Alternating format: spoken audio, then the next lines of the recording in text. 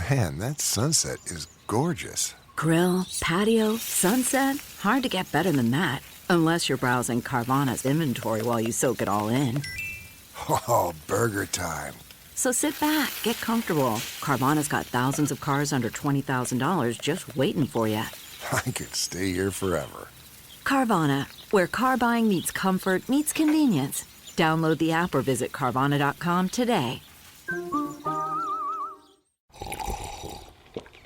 That's not just the sound of that first sip of Morning Joe. It's the sound of someone shopping for a car on Carvana from the comfort of home. That's a good blend. It's time to take it easy, like answering some easy questions to get pre-qualified for a car in minutes. Talk about starting the morning right. Just like customizing your terms so your car fits your budget. Visit Carvana.com or download the app to experience car shopping the way it should be. Convenient, comfortable.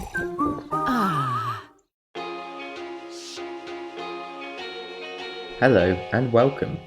I'm Sam Harris, and it is my true honour and pleasure to host you here on the Growth Mindset podcast. I talk to amazing individuals about how they achieve their dreams and break down the strategies it takes to lead explosive tech businesses to being paid to travel the world.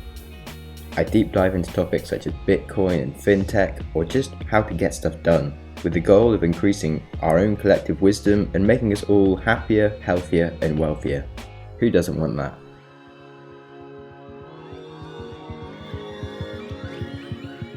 This week on the podcast we have Ben Marshall, a vegan bodybuilder who went from the aerospace industry to work in media as well as being a part-time model. So we talk about the modelling industry and how to get into it and the pitfalls of drugs and sexual pressures that seem rather prevalent in the industry. And then of course we discuss workout routines and motivation, food, ethics, as well as competitive eating challenges and some other fun stuff for you to enjoy. For reference, this was actually recorded December 2017, so when we're talking about things that happened in January, we meant January 2017, not the January 2018. Just so you don't get confused. And I've probably made things more confusing now, but whatever, it really doesn't matter when I turn vegetarian or not, no one really cares. So, on that note, let's dive into the podcast. So, my name's Benjamin Marshall. I am a 25-year-old university graduate from England, but I'm currently living over in Australia, in Perth.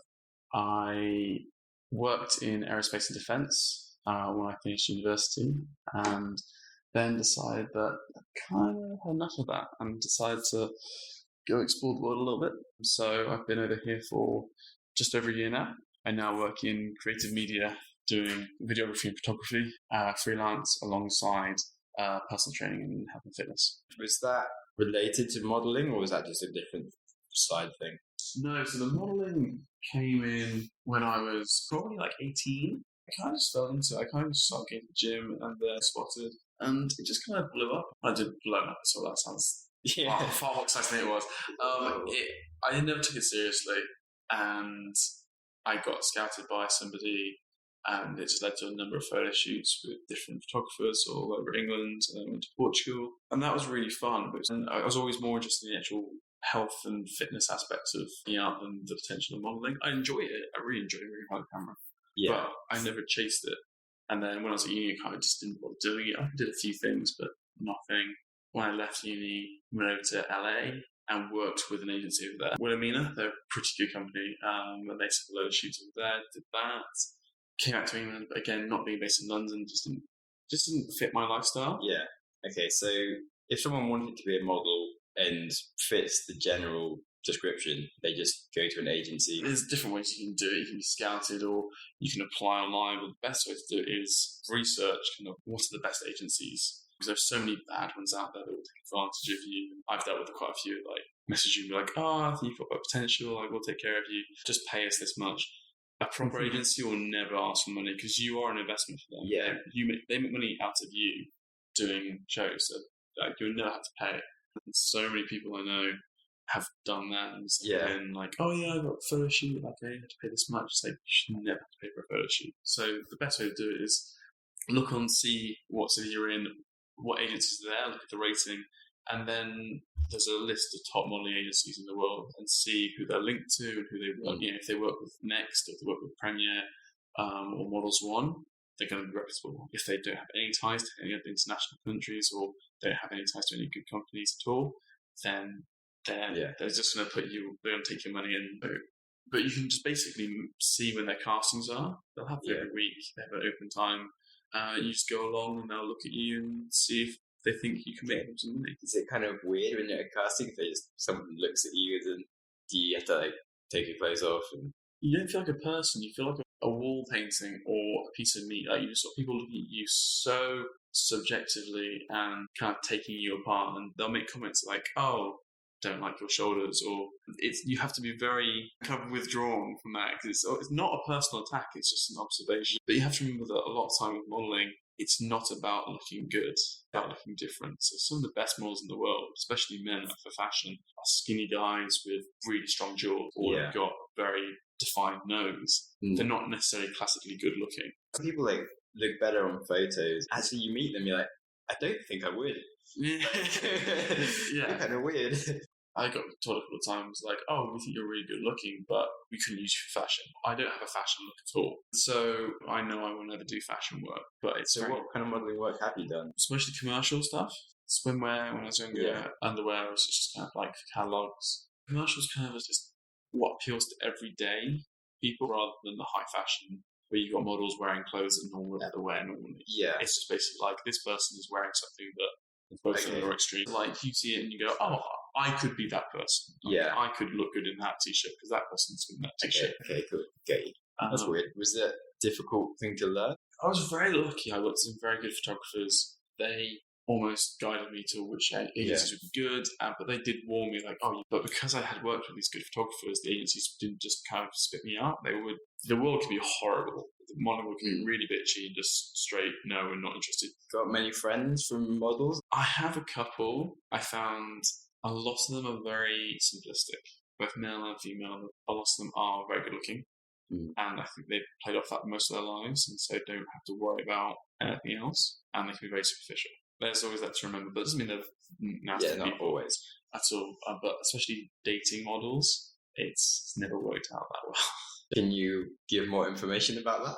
Oh, just down to personality. So you meet someone on like catwalk, or I worked with a couple of people when I was in Portugal, and they were really lovely, really attractive people, very lovely looking. But then when you start dating someone, want to maybe progress and get to know them a bit more, there was a lack of similarity. And I think it's also down to the fact that I didn't take it that seriously. So I would be like, "Oh, let's go do something else." But they would be like, "Oh no, let's do this." But they would my tan, like shoot. It just becomes very overtaking in that world. And I guess that's why I didn't do very well in it, because I never really submerged myself in it completely. Do you think if you had, you would have been more successful? Yeah, definitely. When I was in England, I never chased an agency at all. Basically because I was from Herefordshire with you. It's not right. It wasn't the best. So whenever I did fellowships, it was always kind of off collaborations. If I lived in London and I gone to lots of agencies and really pushed it, then probably. Yeah. But I mean, over here in Perth, the modelling scene is really small. They just don't have the need for it. Especially this time of year. I arrived this time last year and I did go to an agency, spoke to them, and I was on their books, and then I went travelling. Yeah. If I'd stayed, then I would have been here for the winter, which is the biggest time of the year. That's weird. You think summer's... Well, it's because the agencies will work internationally, so they'll send people to the fashion weeks over in Paris, the fashion weeks, which are always done between... they come to an end in October. Sure. Okay. Can you tell me how you got scouted exactly? Some guy just walked up to you and was like, "Mate, I was in the gym." And a guy came up to me and was like, "Oh, do you model?" And I was like, "No." And he was like, "Oh, I think you could. Would you mind, like, I'm a photographer, would you mind modeling for me?" He was kind of like a low... He wasn't anyone very big, but I was like, "Yeah, okay, that'd be interesting." I had a friend who was a model, and I guess I kind of wanted to kind of not be like him, but I was like, "Oh, that's really cool what he does, so maybe I'll have a go as well." And I did the photos with him, and they were nice. They were nothing special at all.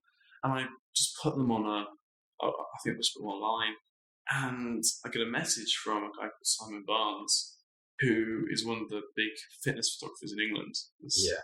And he does a lot of stuff in men's health, and he's works with some really high class caliber people. And he just seen one of my photos and thought I had like potential. Yeah. And so he was like, messaged me, said, "Do you want to come to London and do a proper photo shoot rather than this kind of backyard one?" And I had no idea what I was doing. I was like, "Yeah, okay, that sounds good." I worked with him, and then because I got good shots with him, from there he pointed me in the right direction. There was a website called Models Mayhem, that's what it's called, and you can put it up there. It's basically like Facebook, you can connect with people, and I put his photos up.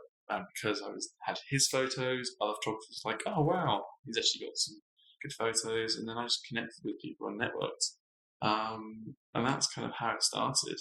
And it was fun. It was, you find photographers, you go, "Oh wow, their imagery is really cool. I'd like to work with them," and give them messages and see if they would want to work with you. Most of the time they did. I guess because I was quite young and into fitness, it kind of worked well. Whereas a lot of the guys they shoot are the big muscle bodybuilders and kind of the older guys. So I think I even had a different look to them, and that's kind of how I got into it.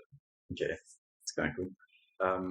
What was going through your head when the first guy was like, "Oh, maybe come to my yard and we'll take some photos of you"?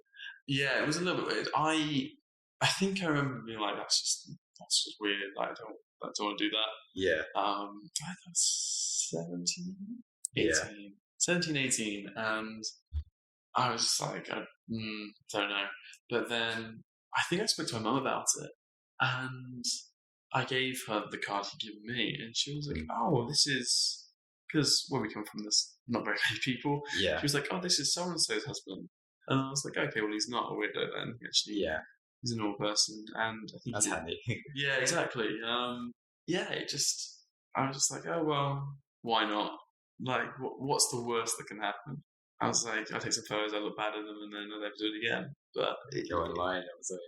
Yeah, but no, it worked out pretty well, and yeah, definitely. I think it helped me a lot as well because I wasn't that confident when I was younger, and it made me very definitely came out a bit. Yeah, it really did, and like now, obviously working in video and photography, like that sparks the whole kind of transition, I guess. And so I'm very thankful I did it. It was definitely a big bonus for me. Have you ever had any propositions to go into like porn and things?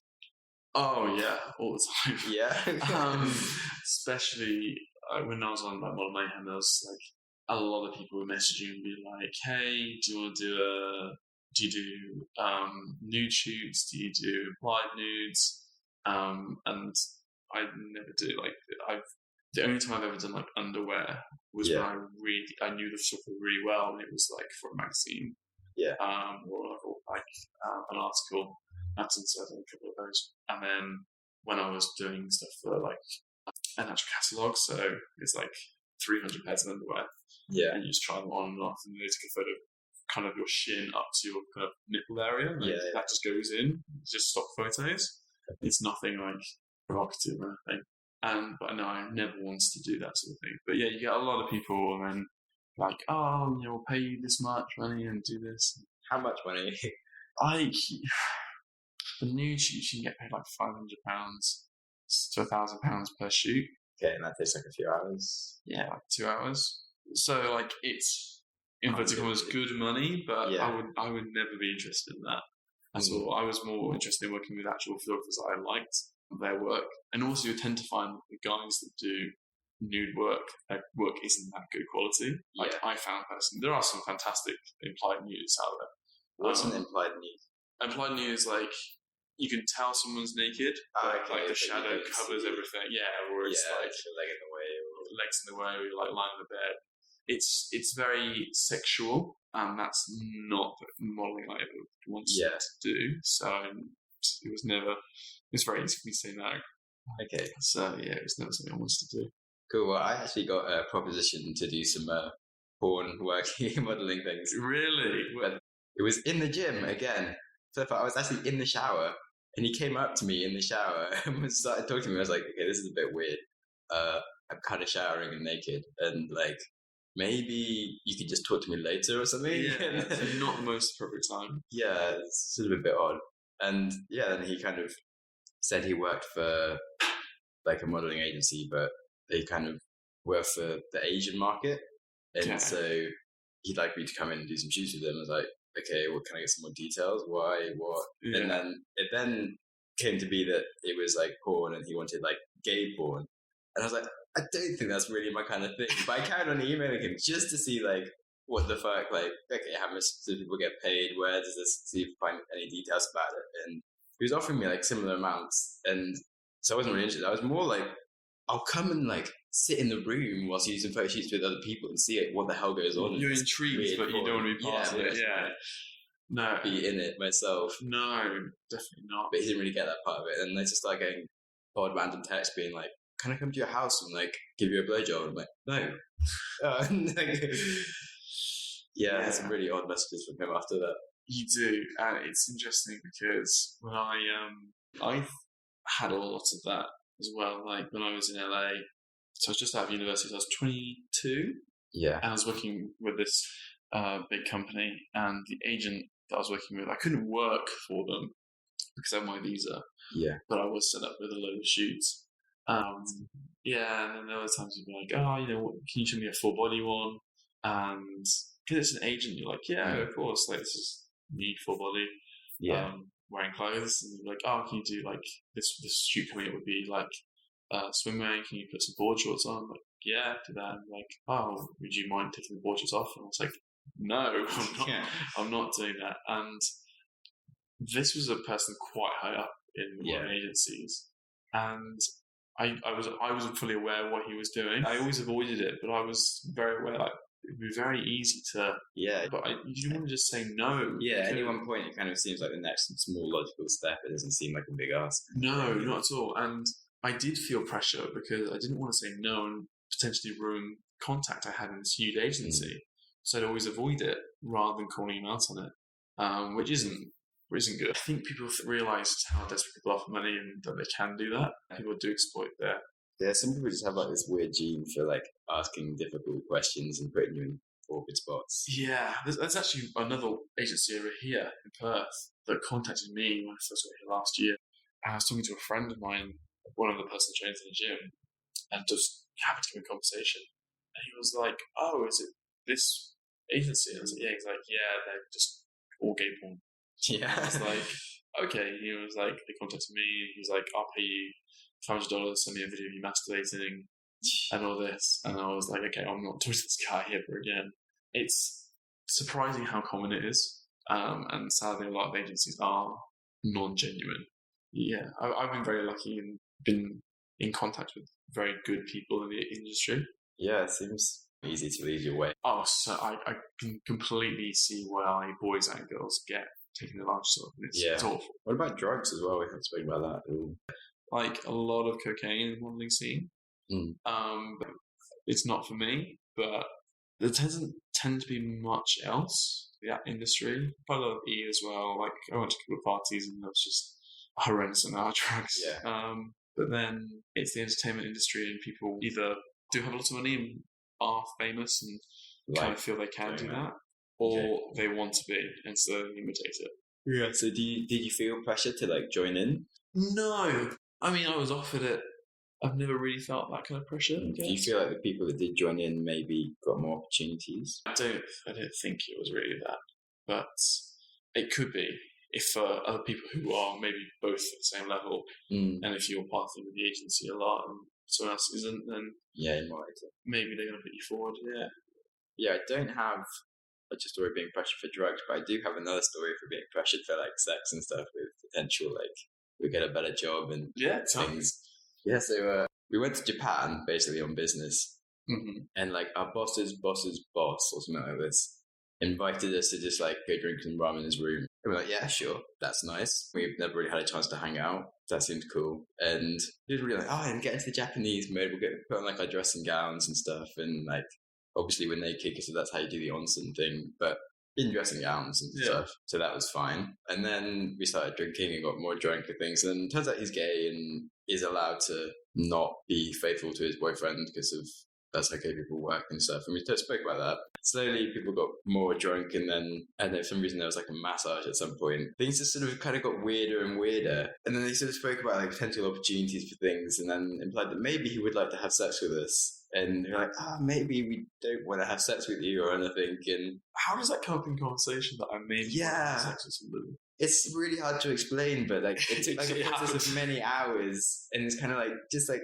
edging up, and then kind of meeting. Oh, well, it's fine. Don't worry. We'll just carry on. Like talk about whatever else is going on. Okay, that's okay. And then my friend was sick and had left. I was there by myself. Next thing I knew, he had his arm around me and he was drawing lines in my six pack with his finger. And it was just like, oh god, I think we have to leave now.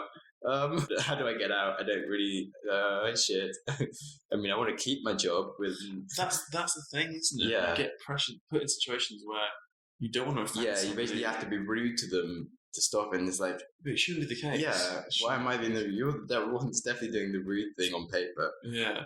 And explaining this to anyone else, it sounds mental, but like right here in the moment, I don't know how to like get out of this. It's just so odd. No, I can understand where that would come from. But yeah, but as in disguise, it's not so bad, but it's still kind of weird. But then you just think, what happens to girls then? Yes, I think it can be worse because I think it is an issue which can be sometimes that it only happens to girls, and it definitely isn't. It does happen to boys as well. The threat is a lot stronger for girls, I guess, but I think the actual situation can happen to both. Yeah, and it is really horrible, especially in a position of power. If this is your boss's boss's boss, like you should be able to just say, and make it very clear, but some people don't do that. No. They try and exploit things. Okay, cool. Well, give a change of topic. I'm currently making my notes in your gym diary. Yeah. Can you take me through how you got into the gym from being a skinny guy, and then like the kind of things you followed, like the best routine? Yeah. Success. So I used to do a lot of sport when I was younger, but it was always individual sports. I swam nationally when I was younger. That was my big thing. So I was skinny, and I was tall, and then I got into like rock climbing and did a lot of that. And oh, no way! I did rock climbing over May, so the whole month in Greece. Yeah, I never did that well, but it's like I did. I started at the start of May in Greece and did it for a month. So cool. Yeah, I used to love that sort of stuff. And then it got to like when I was, I think 16. I was going to college, and I see all these like big rugby guys, and I was like, oh, I want to be just like them. I think it's that kind of time where boys feel a lot of pressure to be manly, and so I started getting to gym. I had no idea what I was doing. Like my diet was pretty awful. Like I'm like, oh, I need to eat all this pasta, and then I'd be like, but no carbs after 6. Yeah, it was so funny. You just do something heavy for a bit and walk somewhere else in the gym, do something else. Yeah, I had no structure at all. Yeah, well, I made some good progress, some newbie gains, and then I got into the modelling, but then I did the whole kind of like, oh, carbs are bad for you, so I shouldn't eat carbs, and again, I had no understanding of knowledge, and it wasn't until I went to university and I got into rowing. And I'll sort you out. Yeah, exactly. So because I was tall and I went to a good university for rowing, I was like, I want to do rowing. And the first thing they did was strength and conditioning, and I just loved it. And so that kind of took over the process of working out early, and seeing the change in my body, and also being able to eat more food, which was great. When I finished rowing, because I didn't want to have to commit to the 40 hours or whatever it was a week rowing, I did water polo, but still the strengthening still remained. And that kind of became like the goal. It was like, I really enjoy the process. It's like my time. And so I educated myself a lot more. I did my personal training qualification, did nutrition courses, and I realised that looking back now, it was just so confused and so I just had no knowledge whatsoever. Okay, so what is like the ideal routine, or the ideal routine is on the person? It really is something very personal, but the ideal routine is one that someone enjoys and can stick to. Okay. So I will never recommend what I do to anyone else because I train 7 days a week and I train for like 2 to 3 hours a day. You don't need to do that. There's no benefit in doing that. Okay, but what's in your routine then? It's kind of changed recently. I used to follow kind of a legs push pull kind of hypertrophy strength functional working out. So a lot of like squats, deadlifts, very compound movements. So like heavy weights, so you're doing just 5 reps or like 30 reps? Sometimes down to like 3 reps, sometimes 1 reps. I really enjoy the feel of moving something heavy, but also doing higher reps as well. But recently I've just been put on a program. So my friend, he does strength and conditioning for the NBA. But he was like, "Oh, would you be interested in actually trying this program out?" Okay. And I'll always say yes. And so he wrote me this program, which I'm following at the moment. It's a 5-day-a-week split. So Monday's legs, and you focus on kind of heavy lifting, functional movements, overhead squats, deadlifts, lunges, a lot of single-legged stuff. Tuesday's kind of more pressing, so chest and shoulders, so complementing each muscle group. Yeah. And then like Wednesday breaking it down to more functional. So Wednesday's kind of like HIIT training and sprints, a lot of cleans and snatches, so Olympic lifting. And the amazing thing with working with him is beforehand I was really enjoying my program. I was quite stagnant, so I did kind of very similar exercises, just looking at progressive overload, which is great for building muscle, but it kind of gets a bit boring, but you just kind of get used to it and you just sort of go out to the gym, you just do it. And I still enjoyed it, but it was kind of monotonous. It was the same thing over and over again. So my day was, every 3 days was the same thing. Yeah. Just going up and weight. Now I have a 4-week cycle. And so this, for example, right now in the strength cycle, so all my lifts are quite low rep, really heavy, and they're different movements. In 2 weeks' time, I'll finish, I'll go probably slightly higher reps and different movements again. So rather than maybe doing pistol squats, I'll be doing one-legged lunges or something. So I'm still working these muscle groups. I'm still progressive overload, different movements. And it's great. I really, really enjoy it. Okay. Yeah, no, that sounds very better. Do you think you'd be able to share your routine for like show notes? I mean, I can share mine to give people ideas. I said I wouldn't necessarily recommend mine to anyone else. Yeah. The thing is, I think it's off-putting. Someone sees 2 hours every day. I don't want to do that. Well, the difference is I enjoy it. Like, I'll finish my workout and I'll stay and do extra stuff. If someone's just getting into fitness and they see that, they're going to put off and probably disheartened. Yeah, sure. So it's much better to have a program that works for them, has a little less volume, or it's in and out in an hour. It works around other people's schedule. I'm very lucky. I'm very flexible with my time. I can do that. But so what's your program at the moment? So, yeah, I haven't had such a structured program whilst I've been traveling, but I'm still trying to do an hour a day of something. And if I can't get to a gym, I'll do maybe half an hour, 40 minutes of like home calisthenics and maybe 20 minutes of running. You mean like just push-ups and pull-ups? Or do you mean like generally handstands and like muscle-ups? Yeah, I'm trying to get more into handstands and the other things. I suck at them. Yeah, I mean, still I'm getting better, but I'm not perfect. By which I just can't do them. But they're better than they used to be, I guess. But interestingly, on your point of like, you like just doing 2 hours exercise anyway, my last podcast was literally with the guy from Intense Health who have this chamber of intense fitness. Okay. And basically they use these machines that measure your output and they have a motor that goes against you and they do like a really slow cadence. So you do like 5 seconds down and 5 seconds sort of on the other way up. Yeah. But you kind of just put as much pressure as you possibly can the whole time. And after like one set, you're kind of dead. And you basically do your whole body within 17 minutes and like you are ruined, completely ruined. And that's your workout for 3 days. Really? And in terms of muscle growth and stuff, it's all you need. I'm not sure if I would like that or not because it's my time. That's the thing. Yeah, that's interesting. I guess it comes down to why you work out.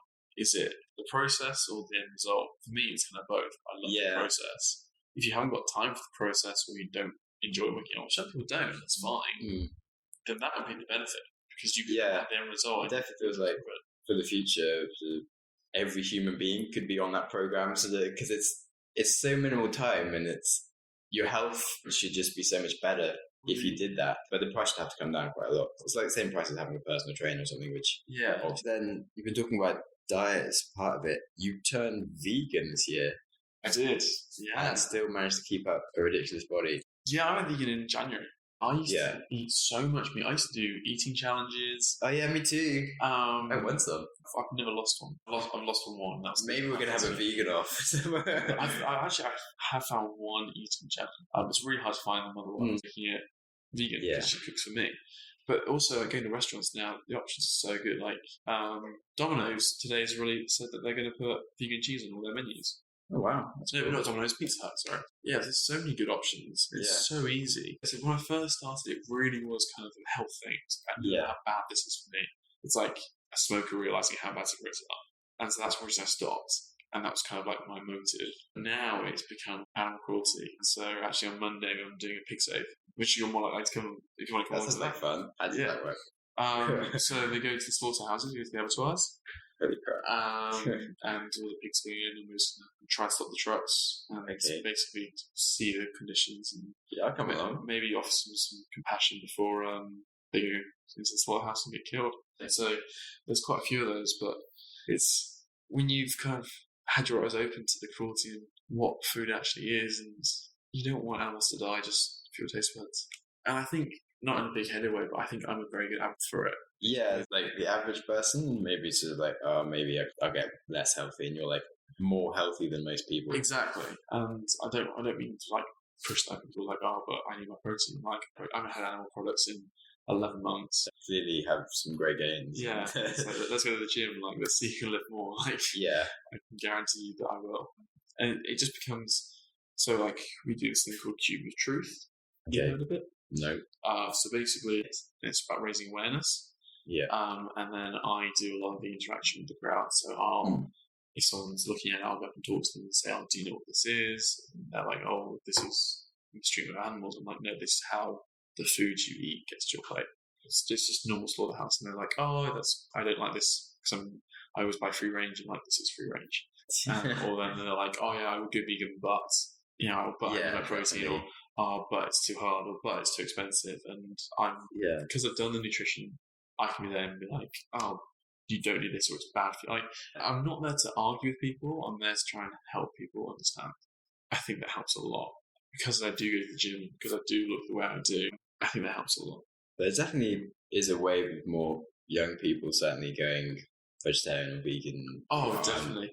I think it's just the way of the world. I can't see the way the trend's going. I would say in 40 years' time, it's very hard to be me.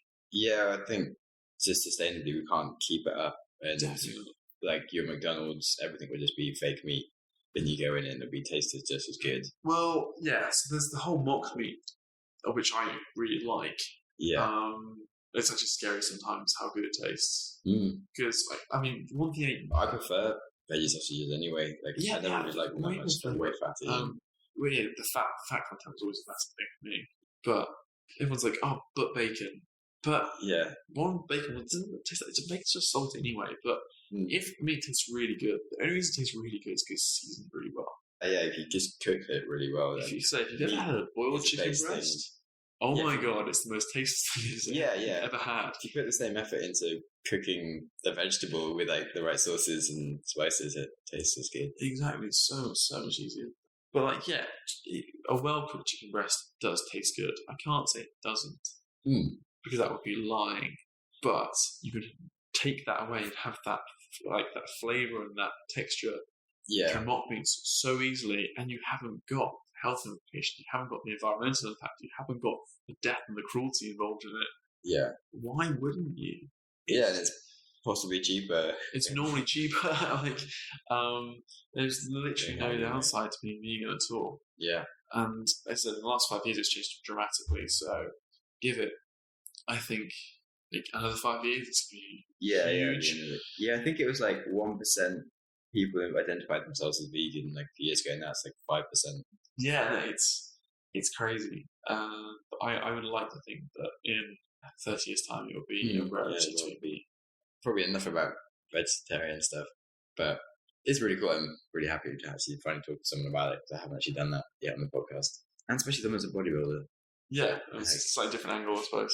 Yeah, it's the last person you think would go down that, which basically means anyone can do it, so not everyone can do it. Cool.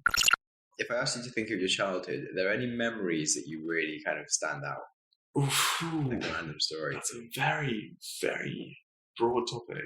One of the earliest memories I've got is I was probably about 3 years old, and I was playing outside. I fell over and I cracked my teeth, and I knocked out my front tooth. And I think the reason it sticks with me is because it stayed with me to this day. So I knocked my front tooth, and I was really upset, and I grabbed it and I ran inside. My mum, being the fantastic woman she was, didn't take me to hospital or anything. She just sat me down and shoved it back in. What? Yeah. But the root, obviously, the gum healed, Yeah. but the root was ripped out. The tooth died. So I had this black front tooth. Wow. And then my other front tooth came through next to it, pushing, so I had like 3 front teeth. So when I was younger, it was the most awful look ever. And then I had really bad milk teeth as well. I had to get like dentists every week to get them removed. But then when my adult teeth came through, I never had a brace or anything. They just lined up perfectly. Yeah, it was perfect. really good. But because of what happened, I was so anal about it. I would brush my teeth religiously 8 times a day, like all through high school. 8 times? Like at least. Like as soon as I woke up, after breakfast, after lunch. I think that's unhealthy. Like, yeah, I would brush them till they bled. Like I would brush my teeth so much. I would brush them, wow. all through high school, I had a toothbrush in my bag. I think that's really bad for you. It really is. It's amazing. And I slowly cut down. And then I was doing it like 5 times a day. Yeah. After every meal, breakfast, and like as soon as I wake up. And still, like to this day, the first thing I'll do is I brush my teeth. Like I can't. And if I have I have to like have clean teeth. Yeah. I can't not. And it's weird. Just from like that event of. I think it must be teeth. from that event because I just that's such a strong memory in my head. Yeah, I mean, your teeth are pretty clean now. Yeah. So brush them an hour ago. Yeah, no, I brush them a lot. So I have like. You know, just use mouthwash more regularly, or like chewing gum. I have a lot of chewing gum. I chew a lot of chewing gum as well. It's like I don't know why. It's like. How did I never notice that you were like running off to brush your teeth all the time? It's just one of those things. Just like after a meal, I'll just go to the toilet. Like I probably So if you just have like a piece of fruit in the afternoon or a chocolate bar. probably not there. I'll probably have gum with me, Yeah. but like What if you have like a glass of Coke that like fully covers your teeth anyway, or you could just not drink Coke? I don't drink normal Coke anyway. I always drink 0 calorie, but But when you were younger, then back when even that was then, the I thing. never had like. I think my mum always pushed me towards being like healthy, so we didn't have Coke in the house, we didn't have chocolate in the house or anything. yeah. But yeah, it's like my one really obsessive thing. I have like 6 toothbrushes. Wow, for different like angles, or just No, so just you like- always have one on you, like so I I have have, 6 like, pens, so like I won't use. Yeah, exactly. So I've got like 2 that aren't used, but as soon as I need one in there, I'll have like one at my girlfriend's place. Yeah, One here. I'll have one that's like in my travel bag. That's already in my travel bag. Even though my bag is empty, it's just there. So that if I have to grab my bag and go, I've got one there. What happens if you have a day where you don't have a toothbrush? It's just never happened. Never. I think. What if you like arrive on the airplane and then like your bag is like lost and It's in my backpack as well. I have 2 on me. Like, I think there's a couple of times I was traveling, but like the other day I was working and I had this really like, just, like, fuzzy taste in your mouth. yeah. I had that, and I hadn't was brush me or anything like that, and I was like, okay, I need to get some gum, like desperately.